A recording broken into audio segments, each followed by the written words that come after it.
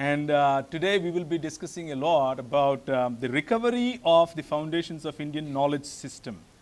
12 evidences from a calendar for the year 2022 produced by Indian Institute of Technology, Kharagpur. IIT Kharagpur, though it is considered as one of the premium institutes in India, seem to promote and produce non-scientific evidences for the Indian knowledge system based on some of the panelists that we will be discussing in depth today. Looks like the calendar is focused on promoting stuff such as initial evidences. They are talking about Aryan invasion, which is a myth according to them, and the Indian sacred spaces have been hijacked by the Western colonial forces, is what their version of the story is. Whereas the panelists that are joining with us today to discuss in this topic and review the entire calendar of 12 months, their story is a little different. So we will be delving into details. And however, let me put this in perspective for all of our viewers of Rakshana Television. This is an opportunity for all of us to review the content of this calendar on a monthly basis and expose if there are any lies, if there are any misrepresentations of the content that they are producing in the name of IIT Kharagpur, which is reputed as a scientific or an engineering based or very scientific institution, one of the premier institutions of in India. However, what they have produced seem not to be of that scientific temperament background. So that's the cause of the concern. And today, to review the calendar and also talk about some of the details in the calendar as an introduction to the overall refutation program for the next 12 months, we have joining with us from Mumbai, Jerry Thomas from Mumbai, and also Narendra Singh Sahu from Mumbai. And from the studio, we have a distinguished professor who's got a PhD in Dalit human rights from Kakatiya University and also represented India in 2017 in Columbia University to participate for World Conference on Caste Discrimination, and also in 2001 participated in the Urban World Conference conducted by United Nations UNO, basically as a student of law. So today we have Professor Gali Vinod Kumar Garu with us to discuss on these topics. Welcome, sir. Yeah, welcome. So to begin with, what is this calendar about, and how people from different backgrounds have responded? Some televisions also responded, some newspapers also responded in their own way though. And if you can please give us a brief about what this calendar is about and why should people from scientific temperament should be concerned about this calendar. Jerry, over to you. Thank you, Praveen, for this opportunity. And at the outset, I would like to say that we are all for the Indian knowledge system. And if the Indian knowledge system, the scientific temperament, scientific methodology can be applied to the Indian knowledge system, we are all for that. But unfortunately, what happened in the IIT Kharagpur calendar is, in the name of scientific temperament, they have given us all the lies. They have twisted the facts. So, as an Indian citizen, under the Article 51 HA, which gives us the duty to promote scientific temperament, I would like, with the permission of the other panelists, to take a bit of time just to give a review of the calendar itself. Yeah. Before you do that, Jerry, I would like to give you a couple more minutes to prepare for that presentation. And before you do that, you quoted a constitution and you quoted the duty of a citizen to promote scientific temperament. Let me go to Gali Vinod Kumar Garu and get his insight on what are the duties. I mean, is it really a duty of the Indian citizen to delve into explaining such stuff produced by the institutions such as IIT Kharagpur, which are of course funded by the taxes that you and I pay? Sir, Vinod Kumar Garu, what do you see? Do you see production of such calendars which promote a certain ideology from the Indian, they call it Indian knowledge system. I mean, of course, you and I and every panelist on the discussion today are not against Indian knowledge system, as long as it is constitutionally, promoting the scientific temperament and based on the scientific evidences and facts, etc., historical evidences and facts, etc. What do you say? Do you see that is something as a duty of the citizen of this nation? Yeah, every citizen, not every citizen of this nation, they, including the Prime Minister, is a citizen of this country. Right. Including the President, a citizen also in this country, because the important position of the country, Prime Minister, President, and the Speaker of the Parliament, the governors, the CMs, everybody should be an Indian citizen. That means they also have to bind the scientific temper, which is defined in the Constitution of India as a fundamental duty. Fundamental duty. Yeah, fundamental duty. Doesn't this apply to institutions 100%. also? It is also apply for every institution. Every institution should follow the fundamental duty. Otherwise, they will violate. If they will violate, it is a punishable. Punishable Actually, offense is what you yes, say. yes, 100% it is punishable. Because Indian fundamental rights also, if anybody violates, they also punishable. Even fundamental duties also, anybody violates, including this Prime Minister, including the President of India, including anybody can violate this fundamental duty, they also punishable. Right. So that is one of the basic, incorporation of the fundamental duties. So it's not only scientific temper. So there is a secularism, the national integrity, national fraternity, national sovereignty, national culture. All these are all including the fundamental duty. We must protect the environment. So as you rightly said, national culture. Yeah, Yes. What if IIT Kharagpur wants to shelter their effort in producing this calendar as we are trying to promote our culture? Yes. Can this be understood in that way? So the Kharagpur producing that is Aryan culture.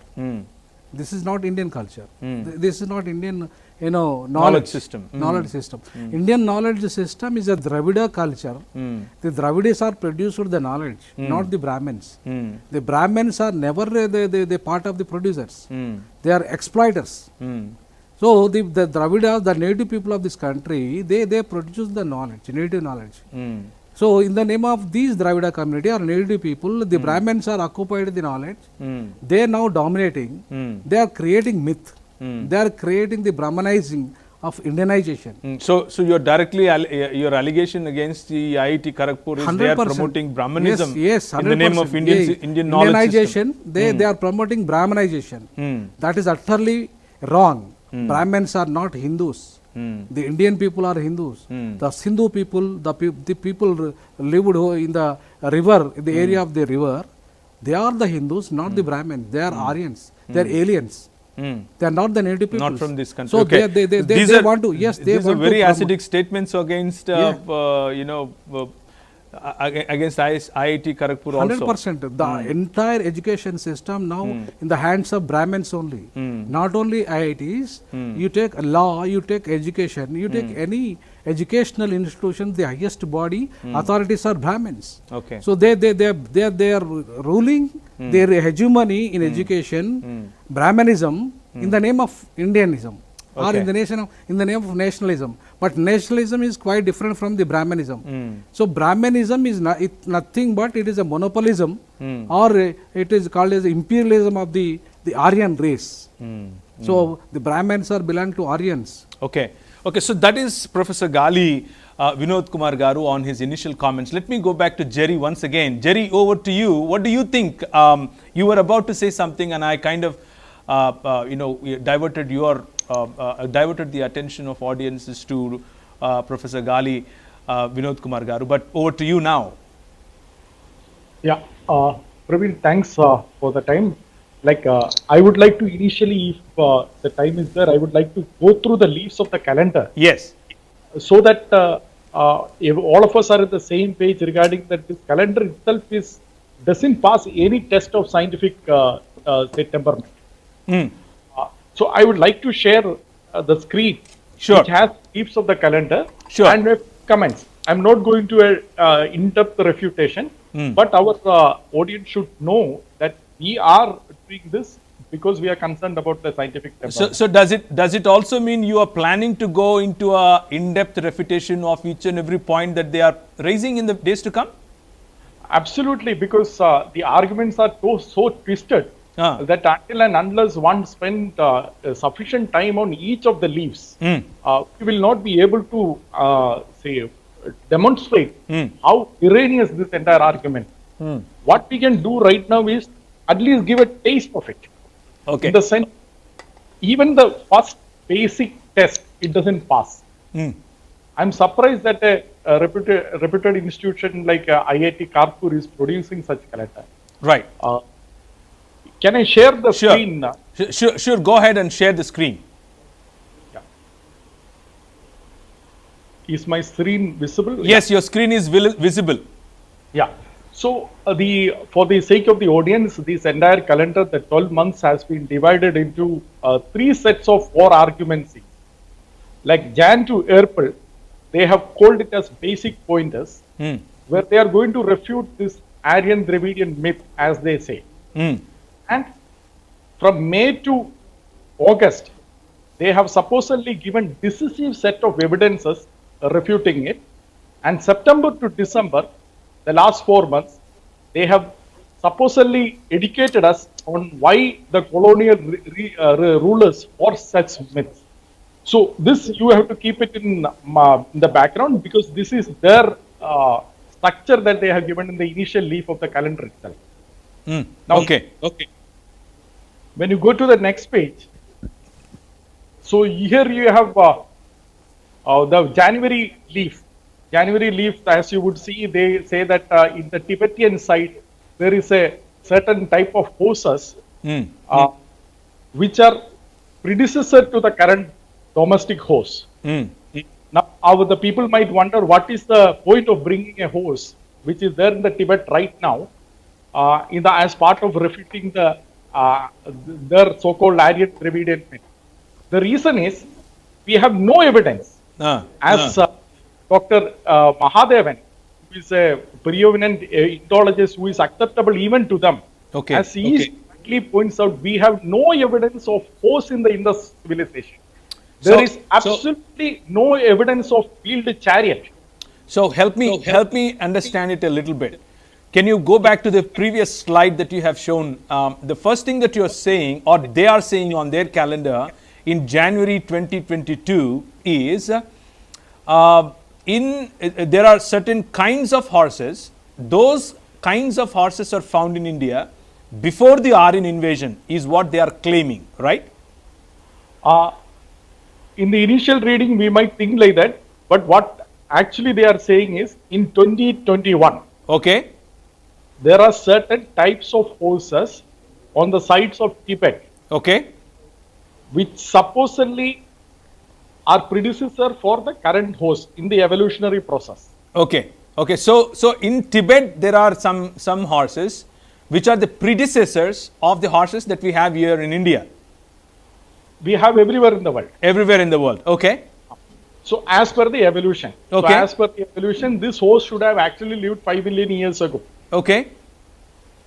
But we have the horse even now in 2021. Okay. So this supplies certain people who came to the Tibet, Okay.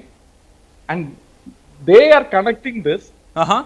saying that so far you have been arguing that in the Indus Valley civilization there was no horse. Now we have a horse here who should have existed for at least from 5 million years before. Therefore, your argument that Indus Valley civilization does not have horse does not hold any further. Okay. Okay. That is your argument. Okay. And they have given a reference is that Down to Earth, a magazine. They have quoted February 15, 1996. Okay. But as soon as you verify, this is why I said it doesn't pass the basic test.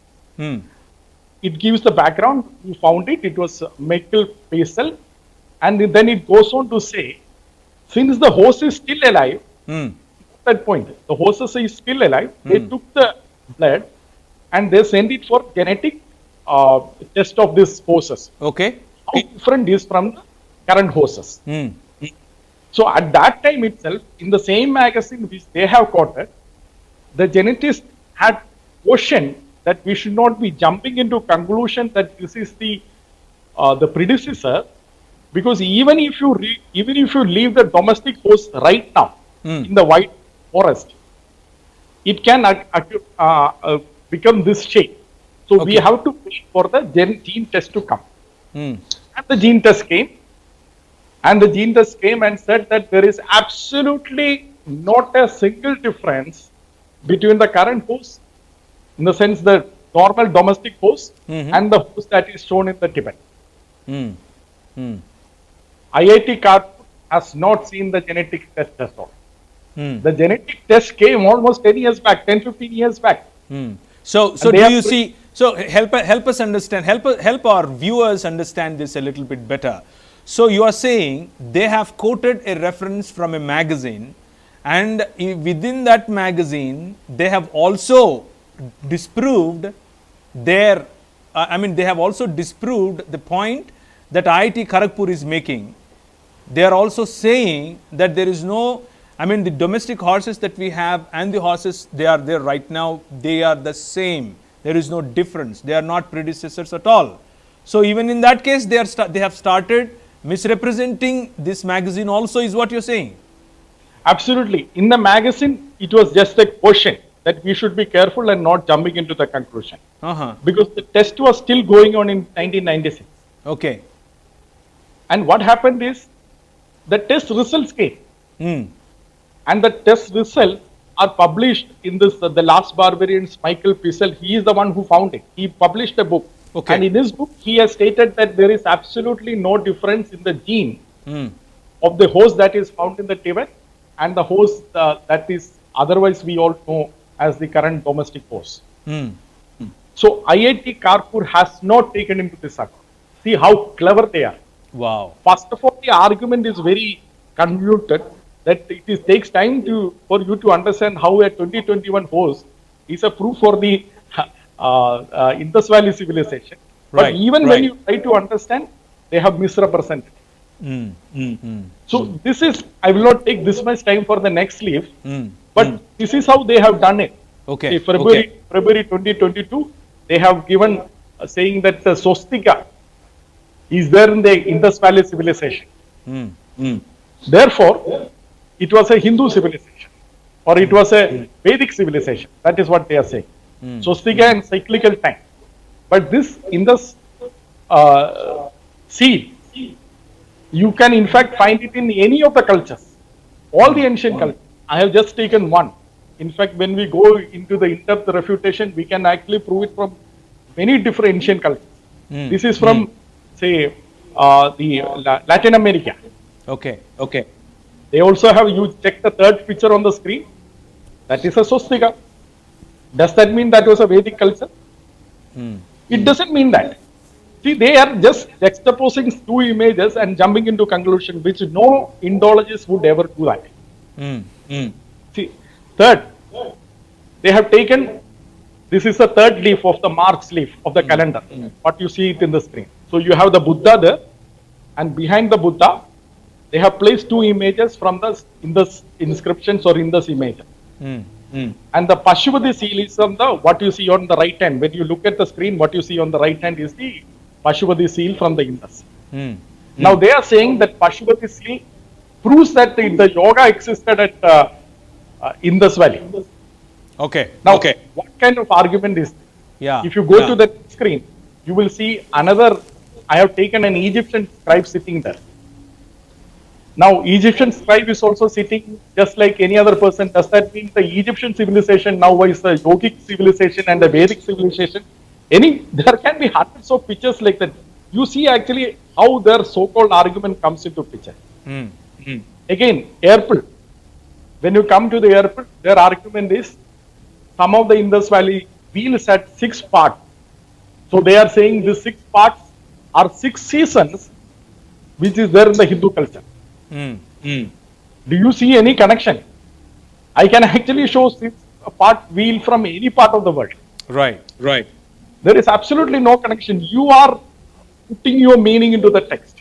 When you are reading an ancient script, you will have to take many of those things, the context at which is placed, everything. So we will not look all those things, but just to give a taste. Now, the decisive argument comes. So far it was pointless. Hmm. In the decisive argument, May 2022. So there is a dancing naked girl in the Indus Valley civilization, which we all know. That sculpture is there. They have juxtaposed it with the, say, the Bharat Mata picture that was drawn by Tagore, Abhindranath Tagore. So, what is the connection between the 19th century Bharat Mata picture and the naked dancing girl of the Indus Valley civilization? They say the naked dancing girl of the Indus Valley civilization is Bharata Mata. What is the connection? Right. Now, if you go to the ancient Egypt, they also have a naked statue of a nude girl there. Does that mean the Egypt had a Bharata Mata country? And if this is Bharata Mata, if the naked dancing girl is Bharata Mata, why don't they place the naked dancing girl till now, even now when say Bharata Mata ki jai to the naked dancing girl? Praveen, you imagine this. If somebody else has done it, put a naked woman and said that this is Bharat Mata, that place would have been burned down by right now. Correct. Right? Correct. Now, for their ideological purposes, they can go to any extent. However illogical, however nonsensical it is, as long as it suits their purpose, their sentiments are not hurt. But if it was done by anybody else, their sentiments would have been hurt. They would have gone there to burn down the institution itself. They have connected a naked woman, naked dancing girl to Bharata Mata and said, this is, therefore, hence it is a Vedic culture. How are they coming to this conclusion? Same is the unicorn. See, there is a unicorn image in the in this inscription. Now they have taken a 16th century Roman photo and put it together. Okay. Okay. And the idea is to say this unicorn has gone from India to the Rome and not the other way. Now, and then they have quoted a verse from the Rig Veda about the horse. Now, my question, see, if you go, actually this is all confused arguments. Now, what is the connection between horse of the Indus Valley civilization and what is the connection between the unicorn of the Indus Valley civilization and the horse of the Rig Veda? There is absolutely nothing, because the people who study the ideals of the Indus Valley civilization, they say that we are not able to come to a conclusion which animal it is. It could have been a deer. It could have been a bull. It could have been any of those things. So how did they actually even come to the conclusion that it is a horse? So, and how did they come to the conclusion that that is the horse that is mentioned in the Rig Veda? See, first of all, you cannot have a horse in the Indus Valley civilization because there is no independent attestation of a single horse, not even a horse born in the entire Indus Valley civilization and the early Harappan civilization. So you cannot come to the conclusion. They are just taking two pictures and putting it together.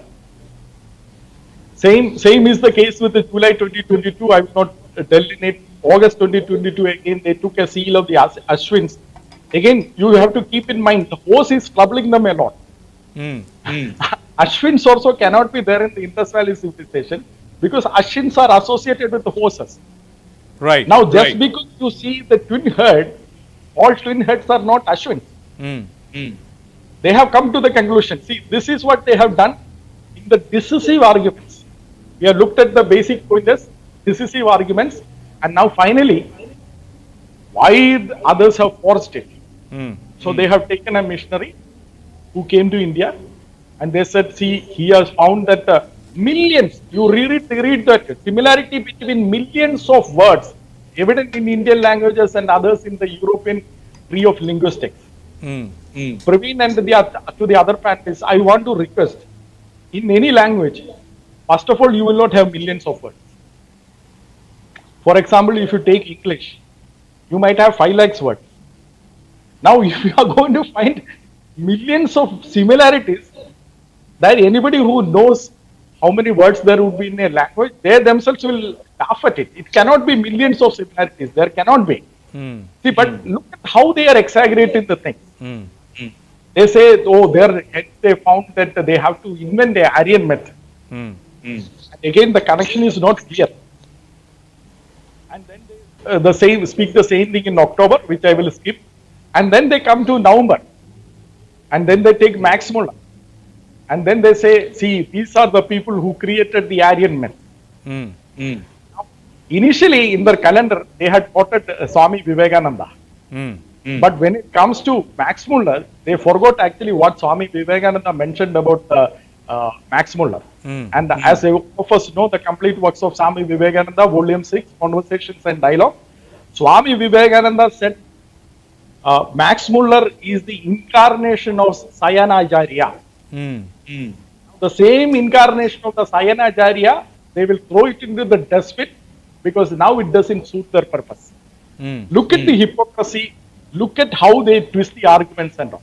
And then, when you come to the December, I'm moving very fast, December they say, Aryan fallacy and the 2 world wars. Can anybody ever tell us what is the connection between Aryan theory and the First World War? Okay, Second World War I agree. But what is the connection between Aryan race and the First World War? Absolutely no connection. These are the 12 leaves of the IIT Kharagpur. Finally, I want to end this leaf review with this. They had given IIT Kharagpur has immense pleasure to forward the same, and they will be focusing on. They have given some of the disciplines that they are methodologies that they are going to look at it. GPR based exploration, laser induced breakdown. I want to ask this question. Does even a single of this methodology it come from the secret of Vedas? No, absolutely not. These are all products of the modern science, which came out of the Christian theology, as I believe, at least in the modern science has produced it. So they are borrowing the credibility of the modern science, and then they are going against it. See, if IIT Kharagpur has started a separate institute, the people associated with the calendar has started a separate institute called Vedic Science and produced this calendar, nobody would have even bothered. They also know, nobody cares about it. So they borrow the credibility from modern science, but instead of furthering it in India and making it beneficial for the country, they actually are promoting something which they should have ignored, or at least they should have redeemed by applying the science. So these are the 12 leaves. I am sure that you would agree, all of us would agree that these are all absolutely unscientific, illogical, irrational way of juxtaposing images, picking from somewhere and then putting your own meaning in it. So this is what IIT Kharagpur has. Yeah, well, this is very nicely reviewed calendar, Jerry. However, though the juxtapositions are illogical and sometimes not relevantly connecting the dots, but yet the attempt made by IIT Kharagpur is definitely going to impact a lot of masses because it's a reputed institution and people would like to take something that comes out of reputed institutions as true, and logically we have found, as you have rightly pointed out, that it's absurd. The content is absurd, and we may have to educate our viewers to be careful about what comes out of IIT Kharagpur from now on. Anyways, Naren, what do you think, looking at Narendra Singh Sahu, looking at the calendar, what are your first reactions, and have you also had similar experiences from others pointing out to those theories, like especially in the month of January and February, as they are talking about Aryan and Dravidian, Aryan invasion into India, etc. So how do you look at it? Well, Praveen, to be honest with you, the first time I saw this, I was surprised. Actually, that's my first view on this. Is that the first time I saw this, I was really surprised that man, a premier institution like Kharagpur, I said no, I want to verify this. Can IIT Kharagpur really do something like this? It was, honestly speaking, it was. I can understand, political propaganda and stuff, and I see all these moves, as I've said earlier in my other programs also, that it's a politics of culture and a politics of religion. It's got nothing to do with anything else. It's just politics. And I was really surprised that really IIT Kharagpur. I'm very proud of my Indian culture and I'm very proud of my country. And so I have nothing against genuine history, but history being contorted. And then I read through some newspaper articles and all, especially in Indian Express, where there were experts who have criticized such a move and the content being put in that. And you can look at the paucity of content by what Brother Jerry said. That is a naked girl standing with a hand on her hip, and they are saying this is Bharat Mata. Actually speaking, it is offensive to think about it also like that. If this had been done by anybody else, there would have been a huge ruckus, huge riots, and 20 FIRs being filed from 20 parts of the country and all those things. But here they are actually applauding it, and as it's really sad actually. Where this entire situation is going, and as Brother Jerry and you also said it very well. It is basically if it had been done by some Vedic Science Institute, nobody would have given a damn about it. But now the entire name of IIT Kharagpur being attached to it, to give the credibility of IIT Kharagpur to it. And IIT Kharagpur is a premier institute, one of the most premier institutes in the country. Of course, it's not a research institute, so now looking at the way it is being done, I can understand why it is not a research institute. You getting what I'm saying? So to give that credibility, to give the credibility, I guess this has been done. But I would have really appreciated some sort of a good expert sort of new theories or new possibilities being floated. But this is worse than clutching at straws, the way this entire thing has come into place. And I really don't know where this is going to stop, Praveen. And I really hope that the other experts, other even right-wing, left-wing experts, have some sort of self-respect, because such theories is going to do nothing good. It's just show Indian scholarship in a very poor light. Just imagine they are saying that these Indian words are there in the European dictionaries, in European languages, millions of words. Okay, as Jerry rightly said, no language has millions of words. But then, okay, I can always say that, okay, English language has got like 100,000 words, and across all the European languages, if I combine it together, there will be millions of words by that definition. But then, without you establishing a chronology, whether those words came in from Europe to India or India to Europe, just because something is showing up somewhere else, you're saying that this is borrowed from me. You first have to establish that chronologically it evolved or originated from me. I am ground zero, and from ground zero it is propagated ahead. Then only these things would make sense. But this I'm sure that you've done something on this. There are some digs also in South India where it further confirmed the entire thought of Aryan invasion. They've used the word of Aryan invasion because it's more inflammatory, if I can say that. But it's more of an Aryan migration that's being discussed out, and not really an Aryan invasion. There are digs also in South India to that effect. And as acknowledged by experts around the world, the oldest language in the country is Tamil. It's not really any of those Aryan languages. And this entire, attempt made to make these languages subservient to the so-called, if I can say, the Aryan languages, it's really appalling. I really hope that the academic circle takes note, and true Indians have, also speak up. It's not a matter of national respect. It's not a matter of national pride, and anybody who comes against this is an anti-national. You have to evaluate true scholarship and then derive it from there. That's what I can say. I know you have done some work on the genetics of Aryans in coming into India and etc. Yes. We may delve a little bit more deeper in the days to come. But let me come back to you in a couple of minutes, and if you can please help us understand what is the what is the basic understanding of Aryans either invading or coming and settling here, etc., from the genetics point Yeah. of view. I think there is also a book released recently by Joseph. Yes. But help us understand that a little bit. I'll get back to you in a couple of minutes. Let me go to Sure. Professor Gali Vinod Kumar Garu and get his perspective on the, he also mentioned about the Brahmanization or the Sanskritization of India. And let me get some perspective about the education system. So you mentioned about the education system and how it is going, in what direction it is going in India, especially with the new education plan that they have proposed in 2019, I think. Since you are in the academic circles, how is it going to affect the Indian masses, especially people who come out of the schools, even in the schools?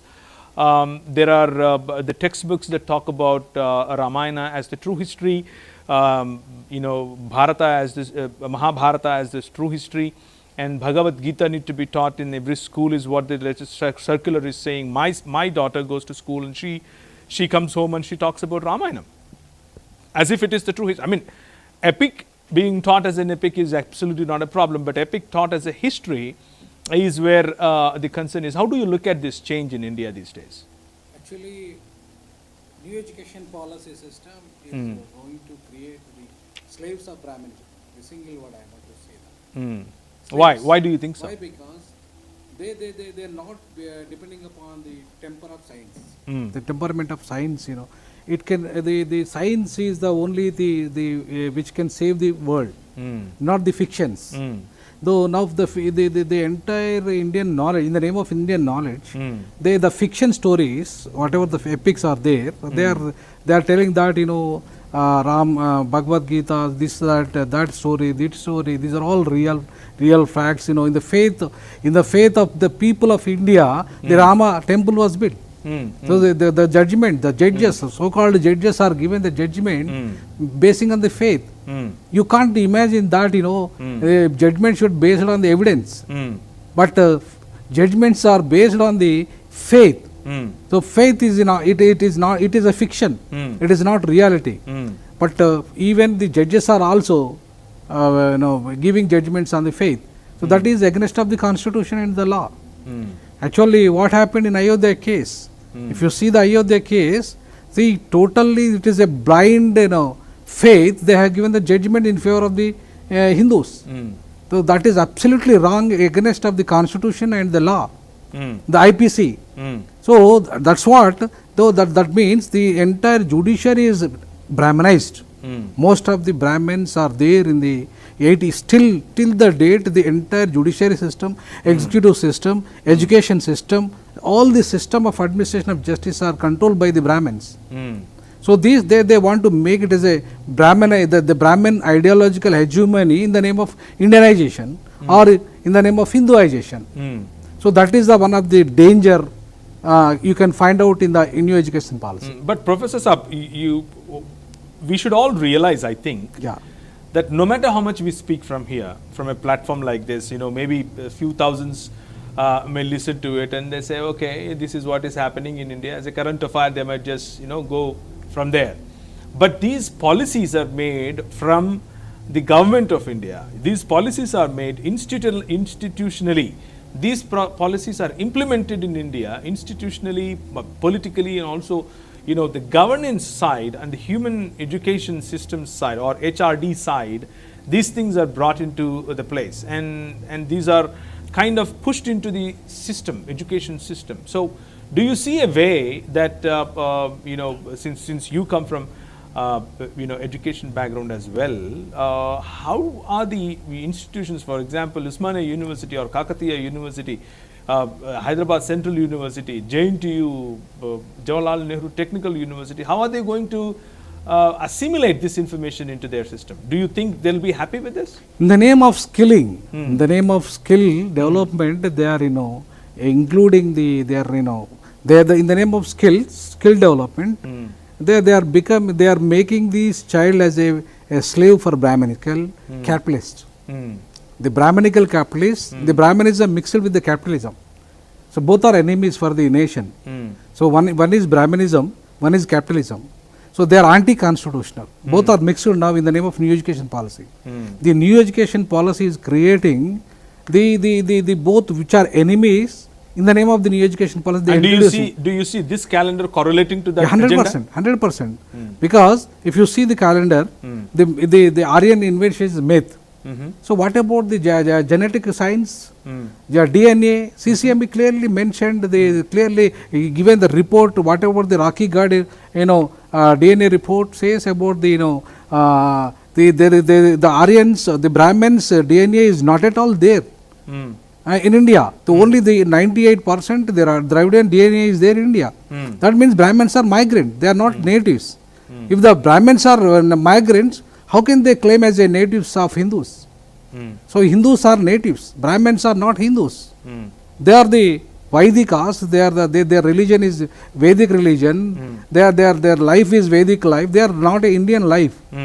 So they are claiming, they are claiming these native people, the native Harappa. For example, you take, what do you mean by the Harappa? Harappa civilization. Hara is nothing but Shiva. Appa is a father. So Shiva is the father of this Harappa culture, this Sindhu civilization. So that means Shiva is not a god of Hindu. He is a god of Hindu. He is not a god of Brahmin. So he is not a god of Aryans. So Rama is a Aryan god and Krishna is Aryan god, but Shiva is not a Aryan god, is a local god. So that is the reason why Ambedkar wrote about the myths, the riddles of Hinduism, particularly Rama and Krishna. So he clearly mentioned that this is a fictitious story of these migrants. They created that they are the natives. Since you have quoted, since you are talking about Ambedkar, I'll come back to you with that question. That there are allegations that Ambedkar also agreed that there is nothing called Aryan invasion or Aryan settlement. So that's what They also say that is also wrong statement, because Ambedkar at that time there is no DNA science and technology. So basing on the linguistic language education or linguistic knowledge. So Ambedkar came conclusion that there is a link between the European literature and also Indian literature, like Sanskrit literature. He studied in German about the Sanskrit. So he studied about the European wording or literature is linked with the Indian literature like Sanskrit. So that's what he came to conclusion, is that both are same. Both are same. Brahmins also Indians. But that is not true. If you see, after Ambedkar also realized that it is not a Veda Bhumi, it is a Naga Bhumi. It is a land of Nagas. He also writes about Yes, that in his volumes. yes.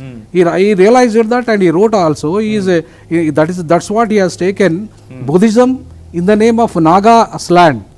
It is a Naga's land, Buddha's land, which is having the Buddhism.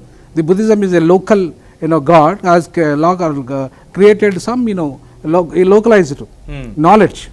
So localized path. But the Brahmanism Buddhism is based on the science and technology. Buddha never told that he is a god. He is just man. He is like a man and he created some path for liberation of the people. So if you want to call something as Indian knowledge system, you would go to the Buddhist Yes, way of 100%. thinking. In Buddha's period, you see Nalanda Vishwavidyalaya. Why do you think IIT Kharagpur did not include all of that into their calendar?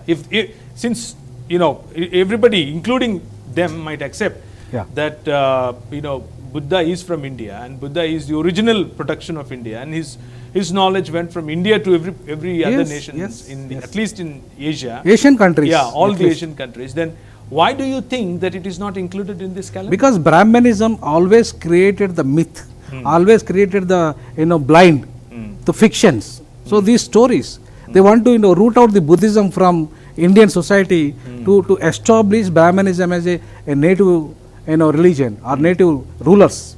That is the reason why they don't want science, they don't want knowledge society. They want only fiction society. They want only what you call the parasite society. Brahmins are parasites. They don't have the knowledge.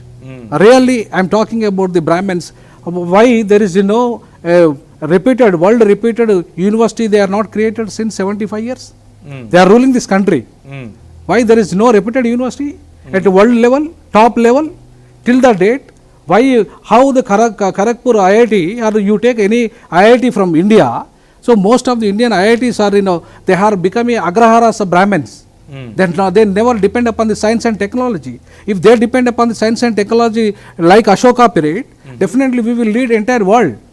But with the blind beliefs and superstitions created by the Varna system, created by them, caste system created by them, so they want to, the Brahminical hegemony, they want to establish thousands of years. So that is one of the major agenda behind the Brahminical hegemony. They want to change entire systems, including the education system also. Wow! So this is this is a totally different perspective from an academic background professor. And let me come back to you, Naren, for that the genetic related data that you have worked on, and Professor Gali Vinod Kumar Garu also said that based on the genetic data, it can easily we can come to a conclusion that Aryan invasion or settlement, you call whatever, it definitely happened, and that is what Ambedkar also quoted in his writings. Is what he's saying. Would you like to spend a couple of minutes on that and explain? Yeah, sure. Actually, it just before I get into that, it just struck me about that. I was just playing the thing what it said in my mind regarding that swastika thing. Like what Jerry explained so beautifully as always. Regarding the swastika, that pointing to the four directions. So there are different, what to say, ways in which it is projected, that four directions of the four winds. And so if that's the case, and if everything went out from India, then the swastika symbol, which is used by the Germans, since they are clutching so many straws, will they also go to the extent of saying that the Nazis were killing, creating a major genocide based on the swastika?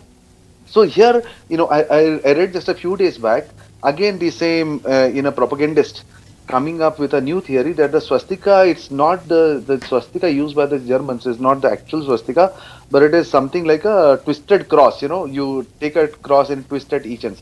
Can you believe the amount of jugglery and the tap dancing that these people have to do to prove their theories?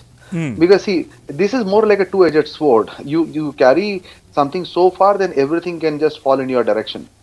But here where swastika is there and used by the Germans to kill millions, and here they're saying, no, this is not from us. But the rest all is from us. So if it is good, like that's what you see happening in the country also, that if it is good, it is from me. If it is bad, it was by somebody else. It was by Nehru, Mughals, British, whatever be the case. But if it is good, it is me. So yeah, so that is something. Okay, now the professor said something very nice regarding the Rakhi Grahi excavations, and of course that is kept under wraps to a major level. And the Rakhi Grahi excavations also prove to a major level that there is the majority of the DNA in this country is from the Dravidian culture, and not just from the Indian, not from the Brahmin culture at all. And just since you mentioned Ambedkar, I really love that gentleman. He was way ahead of his time, and yes, he did reject the theory of Aryan invasion.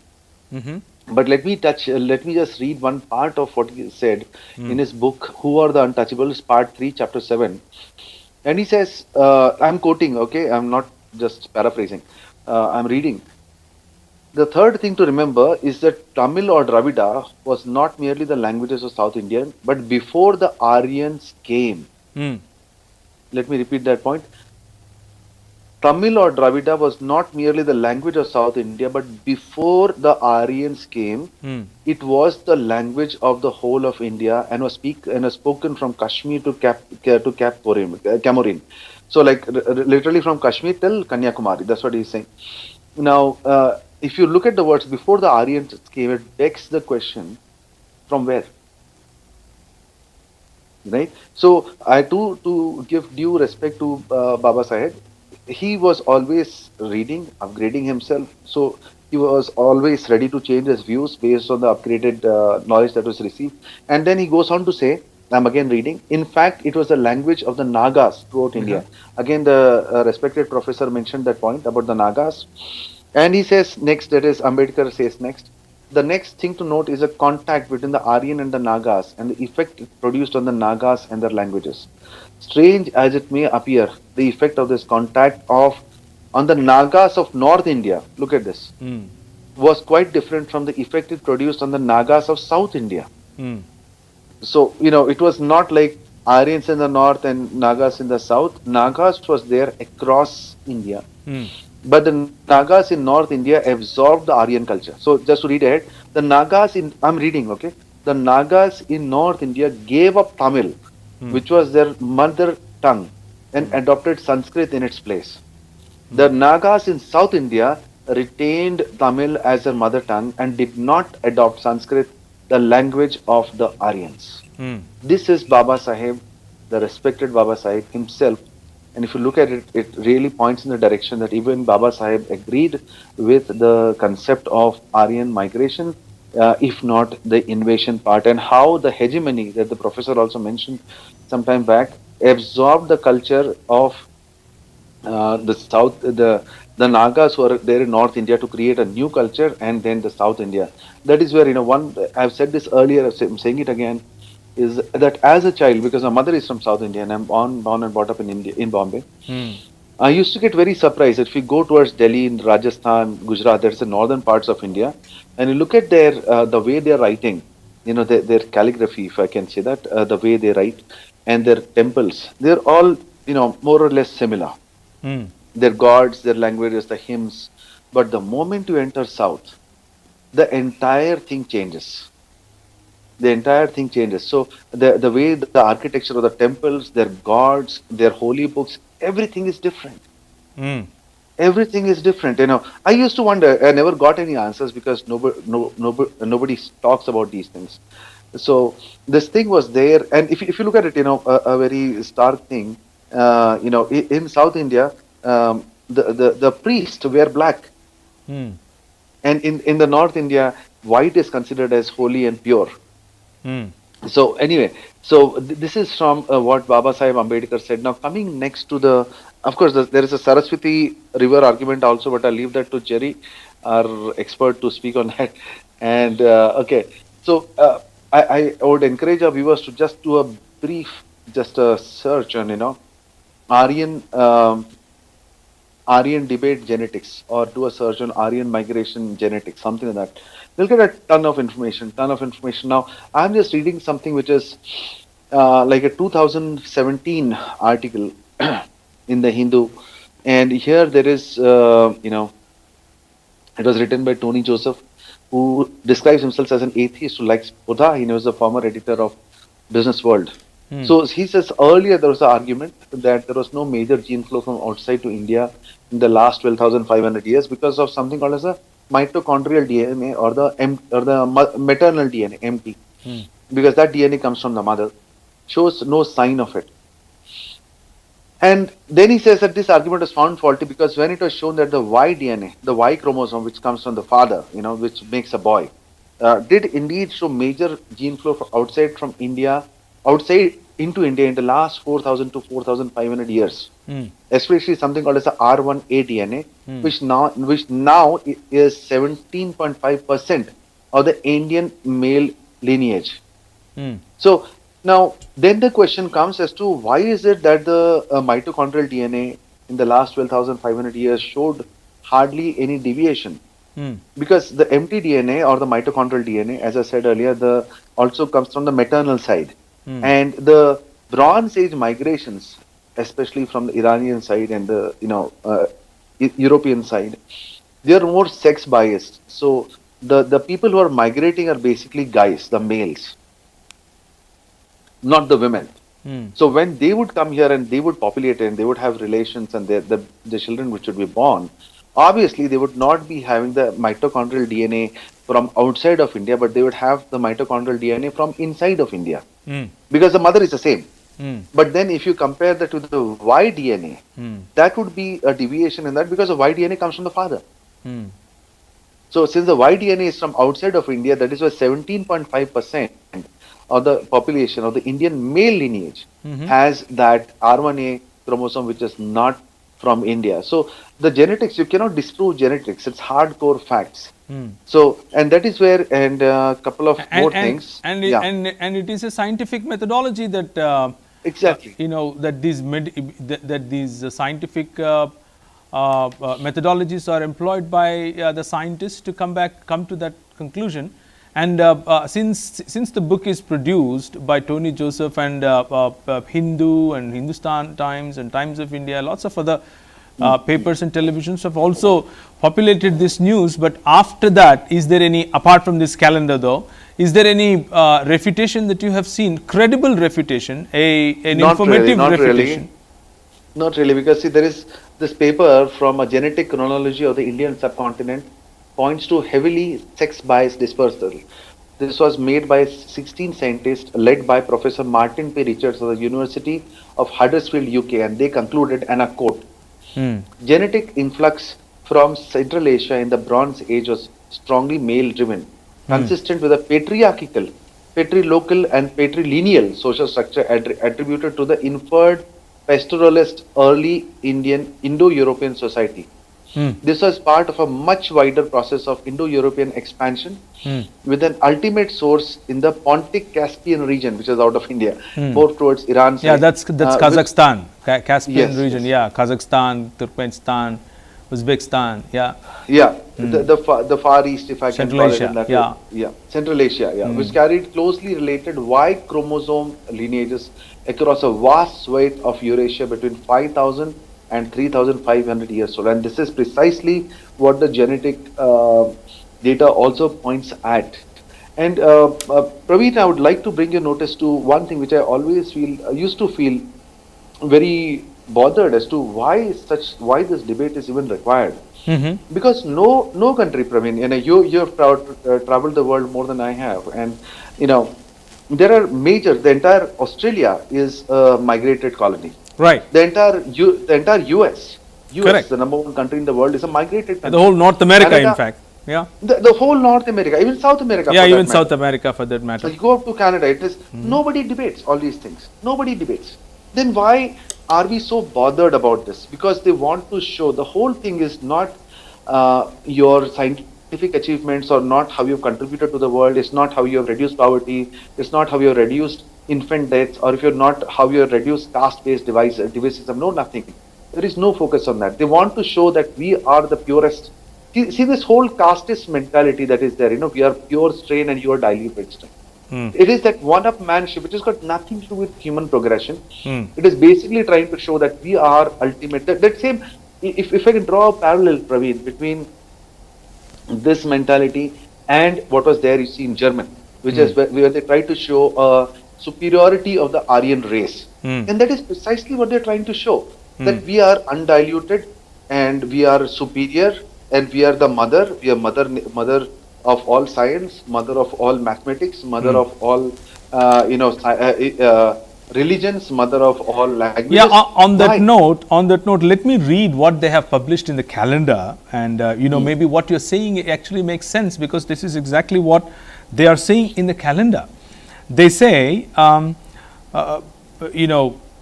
reading it from the calendar, and they say like this: a light from the west, the star arose in the east and travels steadily towards the west, sometimes dimmed and sometimes effulgent, till it made a circuit of the world, and now it is again rising on the very horizon of the east, the borders of the Sanpo, which is Brahmaputra river, 1,000-fold more affluent than it ever was before.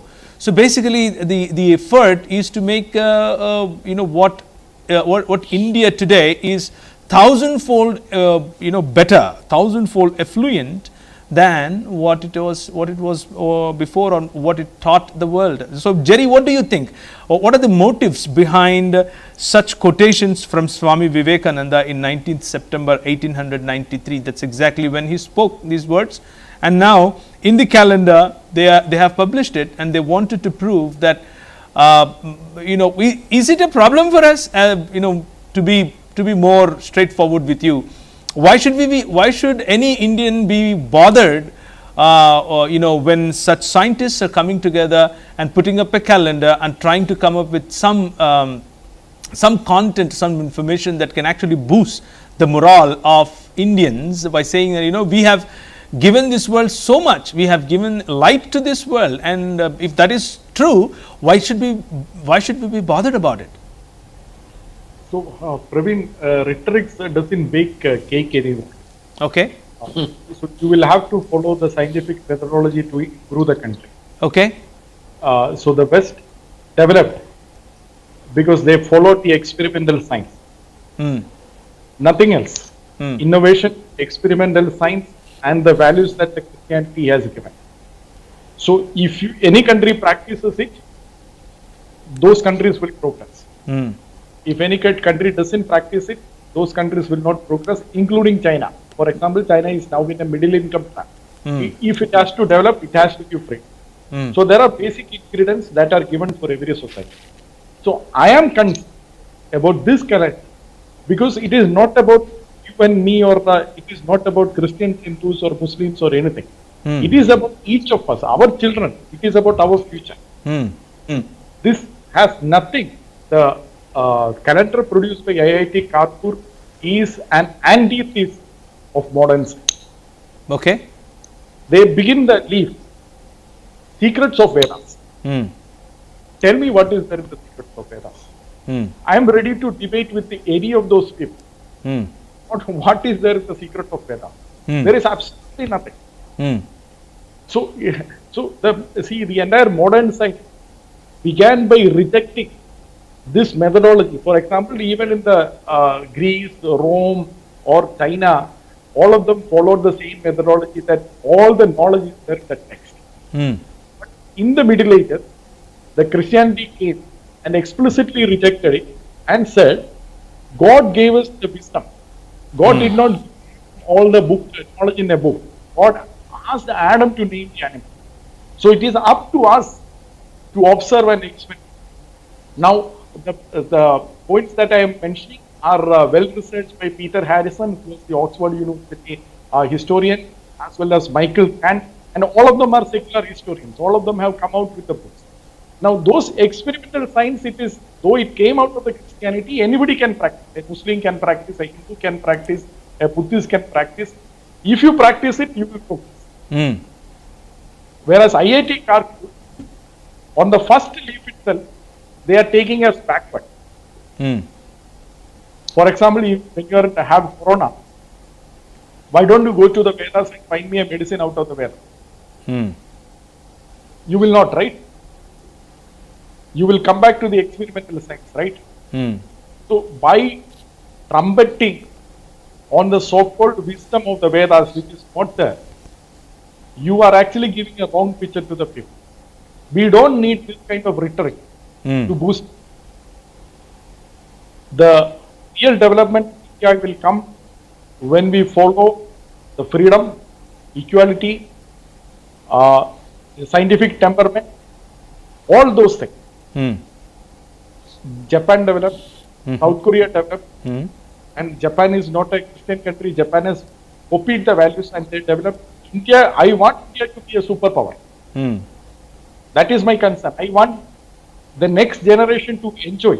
But with this kind of the premier institute giving up their freedom by themselves, you think about it, it is an autonomous institution.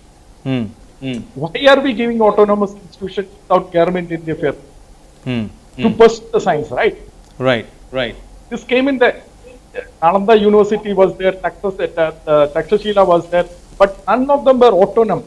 Autonomous university concept came in again in the Middle Ages, the Christian, at that time the Christian Europe. And the purpose behind the autonomous university was that without the government interference, you will be able to pursue the science and the truth. Whereas IIT Kanpur has given up this autonomous status and become a mouthpiece for the Hindutva government. So your allegation, straightforward allegation, Jerry, is that now IIT Kharagpur and such institutions are talking, are dancing, doing a tap dance for the government's agenda? Is that what you're trying to say? Yes, not just the government's agenda, the RSS agenda, which they have been practicing, which they have been building it for the last 125 years now. Now, the government is in their control. Education institutions have become servants of them. Where was the scientific methodology? So then you don't need an autonomous institution. You better actually be a part of the government and do all these things. But taking the modern science, adding credibility and being an autonomous institution, giving an appearance, you are actually refuting the, rejecting the very purpose of giving you the autonomy. Okay, okay.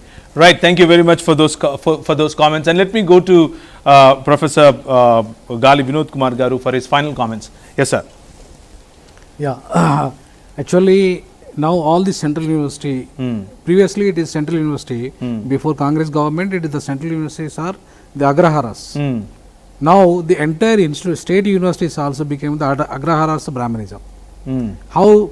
Because so you're using peculiar words like Agraharas, yes, and, Agraharas, Brahmanizing, yes, yes, stuff yes, like yes. that. And yeah, the Agrahara is nothing but a Brahmin street.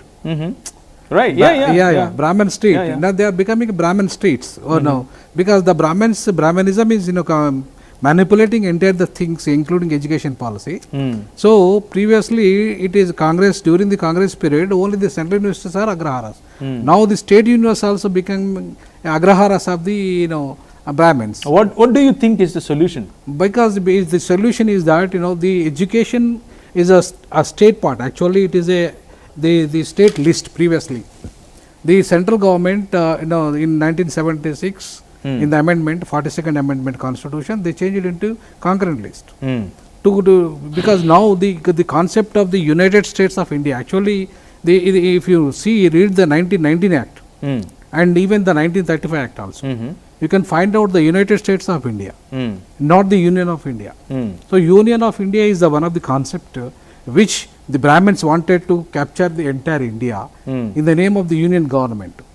So there is no state is not independent, like a USA, United States of India, America is every state is independent. It's making its own policies, its own agenda, its own constitution, its own Supreme Court.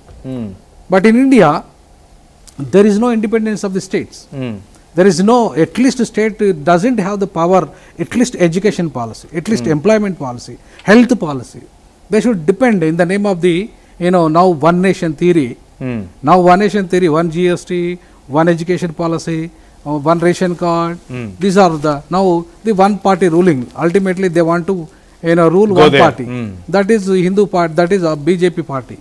They want to rule this country in the name of BJP, that is in the name of national party, nationalization of Brahmanism. Do you think producing content like this by premium institutions like 100%, IIT Kharagpur is part of that agenda? Yes, it is a part of that agenda only.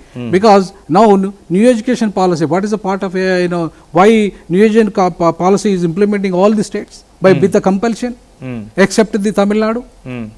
Except the Tamil Nadu, they are opposing strongly. Even Telangana also binded. New education policy, it is a policy. Education policy is a state policy. Actually, state must do that. Why central is, by compulsion doing? Because in the name of the one nation theory, one nation policy. So that is that leads, one nation theory leads to endangerous, like they will become the racist like German Nazis. So they want to symbolize this nation as a one nation. So, but it is not, it is anti-constitution, because we in the constitution we adapted the multicultural system, multi-secular system, so multi-regional system, multi-language system. But what about the question of you are imposing Sanskrit as a national language? Is it recognized by the constitution? At least Ambedkar anywhere he mentioned about that Sanskrit as our mother tongue, or it is a Vishwaguru. Now the concept of Vishwaguru is coming in the name of new education policy. What is the ultimate aim of the new education policy? To become India a Vishwaguru. That means the Indianization of Brahmanism. The Brahmins, nothing but they are the racist. They are the racist like the Aryans. The Aryans are like German race.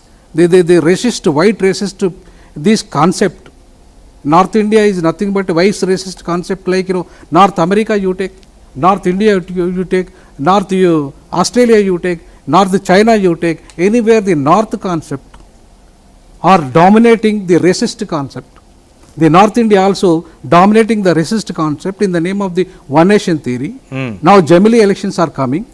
So after Gemelli elections, they completely change the constitution. They want to change the constitution. In 2022, they will, definitely they will build the Rama temple. In the name of Rama temple, they also tells about we have one God, that is Rama. So we have one nation, that is India. Not India. Coming days they want to become a Article 1, they want to change into Hindustan. They will definitely change the Hindustan like Pakistan. Because the Taliban Islamicization or Hinduization of this criminal mentality or the racist mentality coming days, the secular concept of the constitution, the welfare concept of the constitution, individual liberty of the constitution, all religious are equal before the law, are treating equally all the religions. But in coming days only you have to, definitely you must be the Hindu Christian, that's all. You must accept that first of all I am a Hindu. Then only you should accept that I am a Christian. In coming days compulsory, that will become a very compulsory.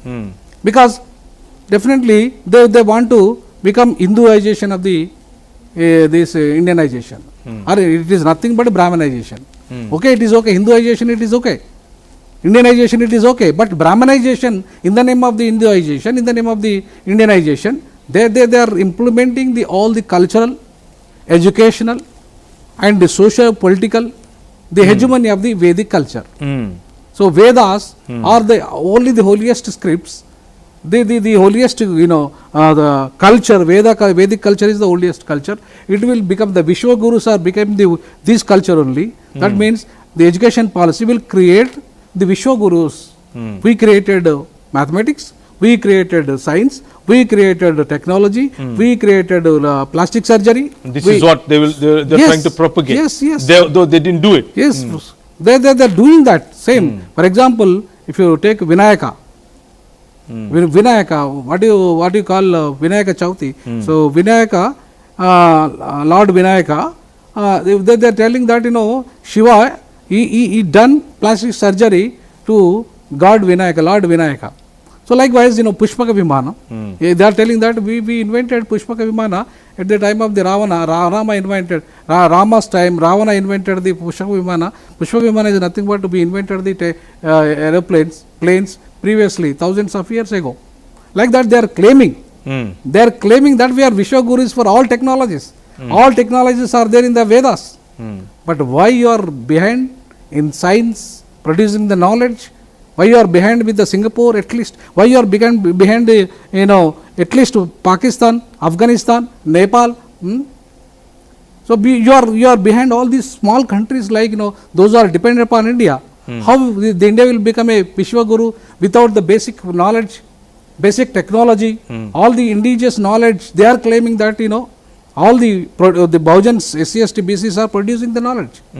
They are producing the grain, they are producing the agriculture system, everything they are producing, but claiming, who are claiming the knowledge? The Brahmins are claiming. Right. Actually, the producers are the non-Brahmins, the Brahmins are claiming the knowledge, but in the name of the local people, they are claiming the rulers, they are claiming their land, but this land belongs to Dravidas, Dravida land it is. So look, at the outset you feel like you have serious opposition to this kind of content 100%. This is our land, this is our, we must rule, become not the Brahmins. Brahmins are not Hindus, we are the Hindus. Definitely this is my land, this is our land, we should rule. Right, final comments from you, Naren. Looks like you're mute. For example, Yes, I I'm will tell you. audible. Right. Can you hear me now? Yes. Okay, that was a great talk by the professor, and of course, if I can put it in these words, I would love to see, and I look forward to see my country becoming the Vishwa Guru. To be honest with you, because I'm sure that our people are smart enough, and we are probably one of the most hardest working people in the world. But this entire, absorption of culture and claiming, things, this is mine, this is mine, this is mine. when you have nothing in the present to show it, you've got barely any evidence in the past, you're making a fool of yourself. And as an Indian, as a respectable, as a self-respecting Indian, I find it offensive. You know, something like, you know, Kamala Harris has Indian roots and they're applauding. Sundar Pichai, Indian roots. But they are never claiming themselves to be as Indians. No one of these people, like somebody, Twitter CEO became Indian. Yeah, but they left India. Why did they leave India? Are they claiming themselves to be Indians? Are they doing something for India? No, but this entire mindset is catching up so rapidly and people are actually taking pride in it. And no one is, you know, questioning as to what are we aiming to achieve. We are probably one of the lowest happiness index, one of the widest disparity in income. People are literally committing suicide by thousands. One of the largest population of below poverty line people in this country is there. And so what are you taking pride in? In a culture which you have nothing to prove, and just by showing superiority over others. In the past, let's assume everything was true. Let's assume, Praveen, for the sake of argument, everything is true. What are we trying to achieve? What are we trying to achieve? No other culture behaves like this. You'll never hear, okay, XYZ minister in the US Senate is a migrant from London or from UK or from Ireland. None of those countries claims that, because that person is gone. It's over. Why he is gone, that is a different point. But I really hope that this country goes beyond propaganda, learns to use its extremely rich collection of youth, give them the right education. And you know what I would love to see is India becoming a Vishwaguru in setting, say, educations, like what Professor said, standards in fair education for everyone, appropriate health standards for everyone, you know, abolishing the caste system in entirety, you know, raising the standard of living, setting the world standards, becoming a Vishwaguru in those areas. We have got nothing. We are sliding from bad to worse. At this time, in many areas, we are even below Bangladesh. So what are we tom-tomming about? I would really, you know, it's not that I hate my country, I love my country, I don't believe there is any other country better. But this is actually an embarrassment of a national scale, and somebody, an institution at the level of IIT Kharagpur doing these things. And what I would have really appreciated because it's an educational institute, what I would have really appreciated, assuming they had made this calendar, let's assume they did this and they're backing it up 100%, they would really have my respect and the respect of the critics and other experts as well, if they would have opened the floor for a right discussion, like what we see in the West. But what we see in the Hindutva propagandists is that none of them who are becoming the flag bearers of knowledge and science and everything, none of them come for a mutually respectable discussion, dialogue or debate. They all run away. They go behind the scenes. They take up all these big placards and banners and set up all propaganda under it. Do you have no self-respect? If you're really so much keen and so much clear about your points, why don't you come for a discussion? As Brother Jerry rightly said, why don't you come for a debate? When I set up a panel, come for a debate, let us discuss it out. Maybe you're right. Maybe what Brother Jerry said was wrong. Maybe what the professor said was wrong. Maybe what I said was wrong. Come for a discussion. Everything is behind closed doors and you go for it. This is not the way in which a culture that is supposedly mature and a system that is having a good academic background in place grows and enriches itself. That would be my 2 cents. Right. So that was about for today's program. And Professor Vinodkar, you had a last point to say. Yes. Actually, we are Vishwagurus at the time of Ashoka period. So we have the GDP. So before independence, our GDP is more during the British time. Even during the ancient the Ashoka period and even Mughals period, you take for even Nizam period also, in the Nizam dynasty. Yeah, the Hyderabad. We are richest person. Yeah. So why India is backward? after 75 years of independence. The Brahmins are ruling this country. So-called Vishwagurus are ruling this country. Why India is backward in education? Why India backward in health? Why India is backward in all aspects? Because your blind ruling of this country, your hegemony, Brahminical hegemony. You want to, rule your hegemonical culture, your hegemonical, literature, hegemonical things. But that is not correct. Baba Saheb Ambedkar clearly mentioned that. Clearly, he wanted from India as a strong nation basing on the liberty, equality, fraternity and justice, which are defined in the Constitution of India. Where is the justice for Dalit Christians in India? Why Christians, Dalit Christians are not treated as a human beings at least? Why they are, killing? Why they are not allowed at least to get reservations? Yeah? By converting a faith, your religion is not allow them to, pray at least God and goddesses. They are treating as untouchables. So this is the situation because of your religious culture, your caste culture is promoting. So that is the reason why.